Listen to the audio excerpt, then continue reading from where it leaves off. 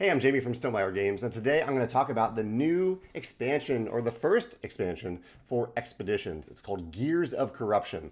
Here's the Ironclad edition here, which has metal mechs. There's also a standard version with plastic mechs. This expansion is something that we started working on after Expeditions was released, and we got a lot of feedback from players about what they thought about the game. And so we took some of that feedback, really all that feedback, and incorporated it into this expansion in a few different ways. And one of those ways is that we wanted the game to start a little bit faster and for there to be a little bit more parity between the player who goes first in a larger player game and the player who goes last. There is the perception, I think, in Expeditions that one of the first things that you need to do is go get a worker because you need workers to activate the cards that you have. And so we address this in a few different ways. One of the ways is that every player starts out with a mech card in addition to a mech mat. So if I have the Highlander mech, not only do I get the mech itself, and these are the instructions for how the mech works, these are on the mech mat as well, but in addition to that, I start out with some power and some guile, and each of these mech cards is a little different in terms of the starting resources that you get on the card. Also up here, you can see that this player gets a hero worker, which is a new type of worker in the game. Each player only has one. You can't gain more. You start out with a hero worker. It's this big gold worker that you have that you gain at the very beginning of the game. And this is essentially a wild worker. For all purposes in the game, you can place it on any color and it acts as any color. And if you ever need, in the game, if there's ever a card that says, like, for every purple worker you have, this is a purple worker. It's always every color of worker for all purposes in the game. And it also counts as a worker towards the goal in the game of having 7 workers. So it actually accelerates that goal right out of the gate of the game. We found that playtesters loved these hero workers. They really open up the game at the beginning of the game and give you a lot of choices, as well as the little starting boost of power and guile. One of the other things we heard from players is that they wanted a little bit more sense of exploration as you were exploring the face-down tiles in the game.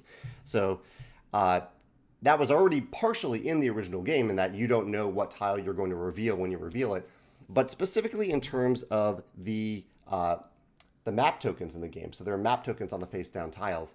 They wanted a little bit of sense of uncertainty in terms of these map tiles. At least that was my sense from the playtest, from the players' feedback that I heard. And so what I did is I designed a set of these map tokens where they're bigger than the original map tokens. And on the flip side is a little bonus that you get. So like this one, if I arrive here, if I explore this location, I get a little power. I get 1 power. If I arrive here, I get a coin. If I arrive here, if there is a face-up quest card, I get one of those face-up quest cards. So little benefits, a lot of little benefits that you can gain when you're exploring. And so it makes exploring feel a little bit more uncertain, like you're actually exploring an unknown land. And it gives you a little boost, another little boost. During playtesting, I will say that we tried having some negative benefits on these tokens as well, like lose a power. Very small things, but even lose a power, lose a guile, little things like that. Playtesters really didn't like them, though. Well, we thought they would, because that's what players were asking for. More of a sense of danger, right? More of a sense that you're going on an adventure and bad things might happen. But in a competitive game, players really didn't like that. They didn't like that some players would just luck into a free coin, and other players would have the bad luck of losing a power or guile, things like that. So we made all of them good, but some of them are circumstantially good, and this is where I worked around that. In that, for example, there may not be a face-up quest card, and so you wouldn't actually gain anything if you find this token. There's the sweep.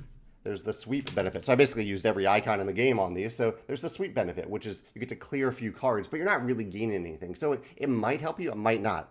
So there is still a sense of everything is good, nothing is bad, but at worst it's neutral. So you might flip over one of these tokens and it's a neutral benefit. You don't actually gain anything, but it's no worse than in the core game where you're not getting anything other than the map token. Also, in relation to that, there are 2 new factions in the game, or not new factions. There are 2 new mechs in the game, and both of these mechs their abilities have to do with map tokens. So you can see these 2 new mats in the game, and both of them give you something to do with a with trashing a map token. So originally in the game, there wasn't really much you could do with the map tokens after you had them. There were a few abilities that let you do something with them, but very, very rarely. And so both of these abilities let you do something with those map tokens. They let you activate a pretty powerful ability if you trash a map when you use it. The last mechanism I wanted to mention real quick is probably the biggest addition to the game. Everything else is just add this stuff to the game. Don't think about it from now on. You could teach any version of any game to anyone who is playing Expeditions, even for the first time, with all these things. The one exception to that is an optional addition called the Corrupted Mech module. And with the Corrupted Mech module, when a player places their first glory token in the game, then the Corrupted Mech emerges on the board. So you can use this for any mech. So you choose an unused mech, and that will be the Corrupted Mech that you place on the board. And from then on, the Corrupted Mech has a turn. And when that Corrupted Mech has a turn, you reveal one of these cards. So they have their own little deck of cards. You reveal one of these cards, and it says something like this one says, the Corrupted Mech tries to move to the northeast. And if they can't, they'll actually then try to move clockwise around. So they'll try then moving to the southeast and then to the south and so on until there's an eligible place for them to move. So they do that, and then they do it again here on this card. It says then they try to move to the southeast. Some of the cards only have one location, others don't. These cards do have a penalty. So if the Corrupted Mech tries to move into a location where your mech is standing, your current location essentially, you lose a power. So there is a penalty here. There is a risk of danger of being near the Corrupted Mech at any given time. So you might have a location where you really need to go there to complete a quest to gain a gather benefit from that location, but it's right next to the Corrupted Mech. So do you wait till later to do it, or do you go and go to that location now?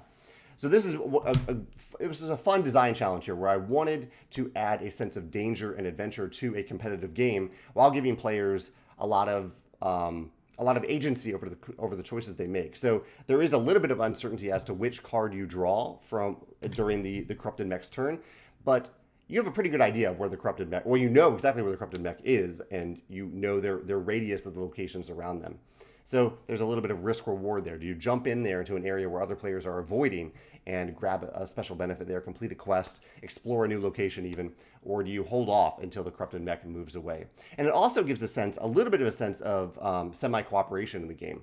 It's still fully a competitive game, but it is possible to wipe the Corrupted Mech off the map by vanquishing it. So you vanquish it very similar to how you vanquish corruption tokens in the game. You spend resources. So if this card is on the top of the stack, if I spend 1 power and use a vanquish benefit, I vanquish this card, and I can keep on going. I can then spend a guile to vanquish this card. I can spend a power and a guile to vanquish this card. And these all act at the end of the game as corruption tokens to score 2 coins each. So you can, if you clear that stack of cards that you've accumulated during the game, then you get to clear the Corrupted Mech off the table completely. You don't have to worry about it for the rest of the game. So there's a sense of working together with other players sometimes to get that mech out of the way so you don't have to worry about it anymore. Or you can just stomp around the mech and kind of form that emergent narrative for the rest of the game. There are a few more mechanisms in the game that I haven't talked about, but these are kind of some of the core new mechanisms that I'm really excited about and really excited for you to discover as you play Expeditions, Gears of Corruption. Let me know your thoughts or questions in the comments below. I'm happy to answer them. There's also plenty of information on our web store. And if you're watching this in the present, it'll launch on our website.